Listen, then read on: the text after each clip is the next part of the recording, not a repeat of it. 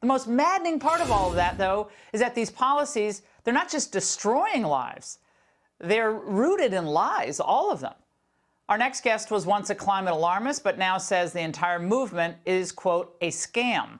Tom Harris is the executive director of the International Climate Science Coalition. He joins me now. Tom, good to see you tonight. Now, you actually say the only way to get rid of this is to go after the science of climate change. Explain.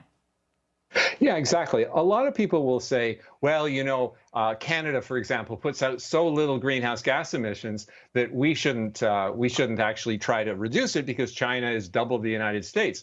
Well, the trouble is people argue that, well, yes, but we have to set an example to the world and we have to be good citizens and all that sort of thing.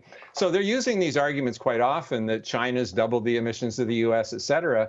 But the real underlying thing is that there is no climate crisis. I was originally an aerospace engineer, and I would give speeches and I wrote articles. I wrote one in the Ottawa Citizen about comparative planetology, how studying the planets helps us understand the Earth better. And I used the example of the runaway greenhouse effect on Venus. I said, this could happen on the Earth if we don't reduce carbon dioxide. Well, a local professor at Carleton University, professor of geology, he liked my article so much he used it in his course on climate change.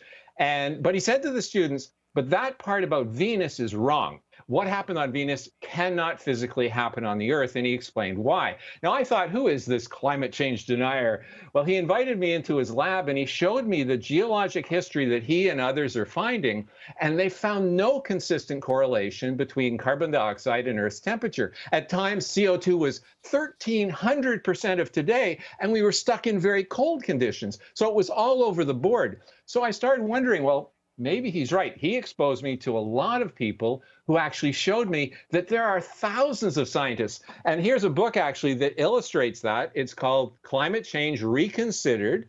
And this is on climatechangereconsidered.org. There are thousands of references here which talk about the fact that there is no foundation to the climate scare. It's all based on models that don't work. But Tom, when you hear politicos especially, but not just the politicos, celebrities, it's settled science. Science is settled. Is science ever settled, really? I mean, except over time where you really, what is H2O? We know what H2O is, right? We understand that. But is this science settled really quickly? No, in fact, it's a very immature science. In fact, we don't even know whether it's going to warm or cool in the future.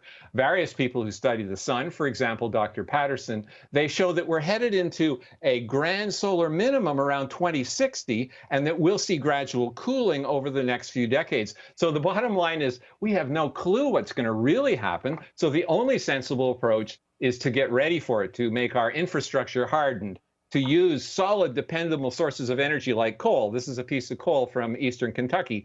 And not to turn off our solid, reliable energy sources for flimsy wind and solar power. You'd laugh. It's appropriate that I'm based here in Ottawa, because right now here in Ottawa, Canada, they're running a municipal election. And it is the most corrupt election I have ever seen. They are trying their best to bring in a climate alarmist as mayor. So guess who they put in charge of the 4 debates they've had? Climate activists. They have climate activists running the mayor's debate. Professor, it doesn't surprise me that this is happening in Canada. It's happening in the United States, and we need real facts to discern what the real truth is here. Professor, thank you for this invaluable work that you're doing.